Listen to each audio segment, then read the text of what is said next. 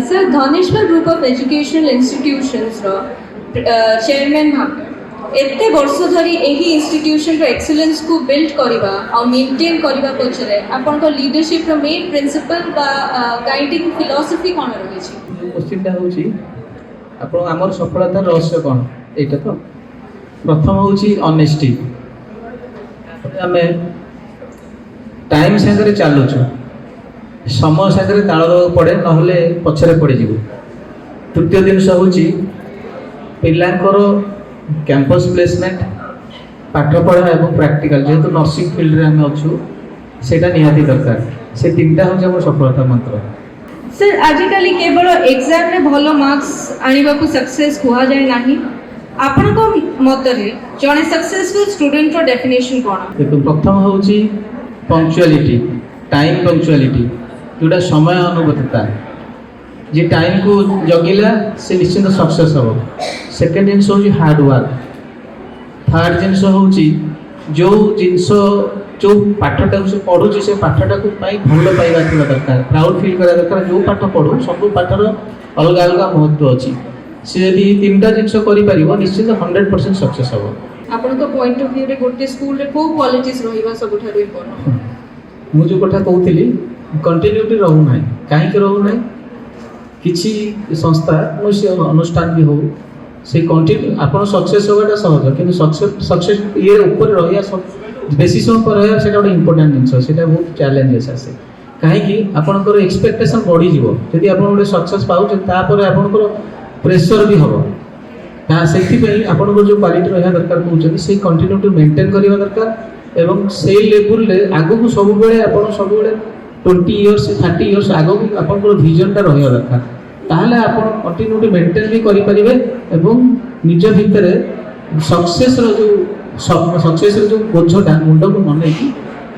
Only एटा करबा କଥା। Sir एबे आर्टिफिशियल इंटेलिजेंस ऑटोमेशन और नुआ नुआ टेक्नोलॉजी बहुत फास्ट चेंज हो एमिति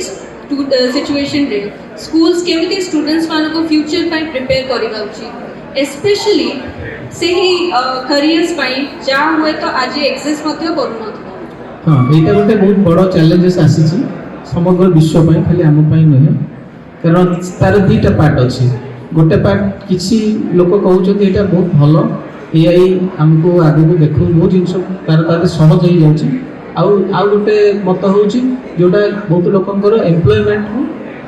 नहीं जाउछि हाई जाउछि किंतु मु कहि दुईटा जको बैलेंस होबा दरकार एआई निहाती दरकार कहीं ना एआई नले हम आगु बढ़ी परिबानी बहुत जिनस टेक्नोलॉजी अछि जोटा कि हम एआई द्वारा करि परिबा किछि वर्ष तळे मोबाइल नथिला ता पूर्व किछि वर्ष तळे टेलीफोन भी नथिला हम भाबिला बेलू जानि पारथलो टेलीफोन गोटे तार मोबाइल किछि भाबी नथिला सेमती बर्तन एआई अच्छी किंतु एआई रो जो आपनकर किछि हम जो करूछंती अथॉरिटी जे अछंती गवर्नमेंट अछंती से माने ता पर किछि गोटे आईन आनि कि सेटा जेंति भाबरे हेले जोडे कार क्षति होबनी किंतु समस्त लाभ हो एआई अडॉप्ट करिया दरकार।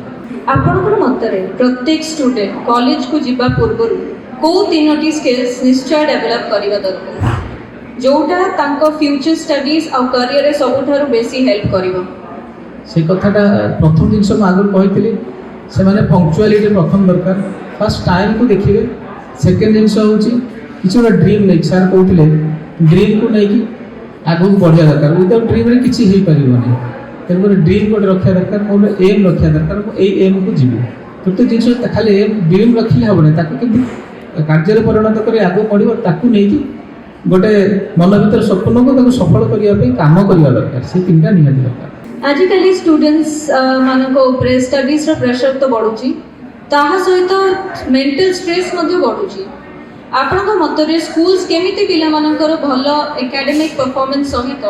तांकर मेंटल वेलबीइंग को बैलेंस करिबारे हेल्प करि परिबो देखो एटा बहुत माने बहुत कष्ट क्वेश्चन कहीं ना बर्तमान एते प्रेशर होची मु जन पेरेंट्स पाखरे बसथिली तांको पो 99% रखिछि कि से कोठी गोटे क्रैक कर पारलानी मन दुख करथिले तेणुकरी 99% पिला यदि क्रैक कर पारुनी देखो केते प्रेशर होतुवा सेटा निश्चित सेटा केवल स्कूल कि कॉलेज हैंडल कर परिबो ताको ताको प्रथम जिंस हो ताको पेरेंट्स को एक्सपेक्टेशन एते अधिक रहउछि जोटा प्रेशर बढ़ी जाउछि ठीक अच्छे आमको आगू अचीव कराया प्रेसर दवा उचित नुहे मुझे गोटे पेरेंट्स मुझे जानी କେତେ ପ୍ରେସର ମୋ ପିଲାକୁ ମୁଁ ଦେଇପାରିବି।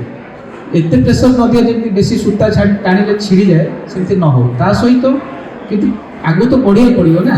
ତା ସହିତ ସି ଯଦି ସେଇ ଆଗରୁ କହୁଥିଲି ସେଇ ପଏଣ୍ଟଟାକୁ ସେଇ ଯେଉଁ ପ୍ରଫେସର ମନେକର ଜଣେ IIT ଯିବ କି ଆପଣ IIM ଯିବ କି କୌଣସି ଏମ୍ସ ଯିବ ନିଟ୍ କରିକି, ସିଏ ତାକୁ ତାର ଗୋଟେ ଏମ୍ ଥିବା ଦରକାର ଏବଂ ସେଟାକୁ ସେ ଭଲ ପାଉଥିବା ଦରକାର, କୌଣସି ପ୍ରେସରରେ ରହିବା ଦରକାର। ପ୍ୟାରେଣ୍ଟସ୍ଙ୍କର ପ୍ରେସରରେ, ଟିଚରଙ୍କ ପ୍ରେସରରେ ସିଏ ନିଟ୍ ନ ଦେଉ କିମ୍ବା IIT ପାଇଁ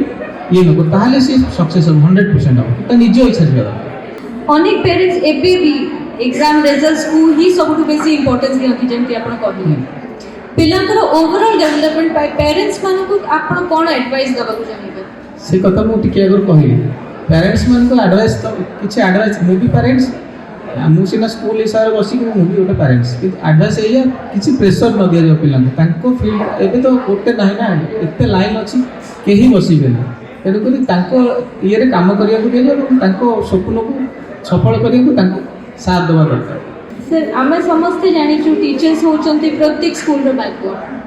ଆପଣ କେମିତି ନିଜ ଟିଚର୍ସ ମାନଙ୍କୁ ମୋଟିଭେଟ୍ କରନ୍ତି ଯେମିତି ସେମାନେ ନୂଆ ଆଇଡ଼ିଆସକୁ ଆଡପ୍ଟ କରି ଷ୍ଟୁଡେଣ୍ଟସ୍ ମାନଙ୍କୁ ଆହୁରି ଇନ୍ସପାୟାର କରିପାରିବେ? এইটা খুব ভালো কোশ্চিন। দেখুন ମୁଁ ମୋ କଥା କହିବି, ଆମ ଅନୁଷ୍ଠାନରେ ଆମ ଟିଚର ମାନଙ୍କୁ ପୁରା ଫ୍ରି ହ୍ୟାଣ୍ଡ ଛାଡ଼ିଛୁ। ଏକାଡେମିକ୍ ଯିଏ ବୁଝିବ ସେ କେବଳ ଏକାଡେମିକ୍ କଥା ବୁଝିବ, ଆମର କୌଣସି ପ୍ରେସର ନାହିଁ। ଆମର କେବଳ ଦରକାର ପିଲାମାନେ ଯେଉଁ ପାଠ ପଢ଼ୁଛନ୍ତି ସେ ପାଠରେ ଏକ୍ସେଲ୍ କରିବେ, ପ୍ରାକ୍ଟିକାଲ୍ ହେଉ କିମ୍ବା ଥିଓରିଟିକାଲ୍ ହେଉ। ତା ପାଇଁ ଯାହା ଟେକ୍ନୋଲୋଜି ଦରକାର ଆଉ ନୂଆ ନୂଆ ଟେକ୍ନୋଲୋଜି କେମିତି ଆଡପ୍ଟ କରିପାରିବେ ସେଟା ଆମଠୁ ସେମାନେ ବେଶୀ ଜାଣିଛନ୍ତି। ଆମକୁ ତାଙ୍କୁ ସପୋର୍ଟ ଦେବା ଦରକାର, ଫାଇନାନ୍ସିଆଲ୍ ହେଉ କିମ୍ବା ଇନଫ୍ରାଷ୍ଟ୍ରକ୍ଚରାଲ୍ ହେଉ, ଆମେ ସେ ସପୋର୍ଟ ଦେବୁ। ଆମେ ପୁରା ଫ୍ରି ହ୍ୟାଣ୍ଡ ଛାଡ଼ିଛୁ ଏବଂ ସେମାନେ ଯେହେତୁ ସେ ଲାଇନ୍ରେ ଅଛନ୍ତି ସେମାନେ ବେଟର୍ ଜାଣିଛନ୍ତି ଏବଂ ସେଇ ଅନୁସାରେ ସେମାନଙ୍କୁ ଫ୍ରି ହ୍ୟାଣ୍ଡ ଛଡ଼ାଯାଇଛି।